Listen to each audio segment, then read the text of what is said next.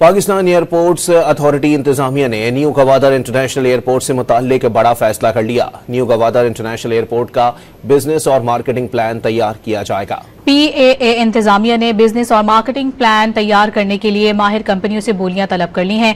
New Gwadar international airport की बैनुल-अक़वामी सतह पर मार्केटिंग की जाएगी। 5 से 10 साल का बेहतरीन बिजनेस प्लान तैयार करने का भी फैसला किया गया।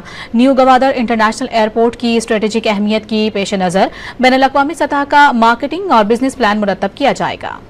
पाकिस्तान एयरपोर्ट्स अथॉरिटी इंतजामिया ने न्यू गवादर इंटरनेशनल एयरपोर्ट से मुताल्लिक बड़ा फैसला कर लिया। न्यू गवादर इंटरनेशनल एयरपोर्ट का बिजनेस और मार्केटिंग प्लान तैयार किया जाएगा। PAA इंतजामिया ने बिजनेस और मार्केटिंग प्लान तैयार करने के लिए माहिर कंपनियों से बोलियां तलब कर ली हैं।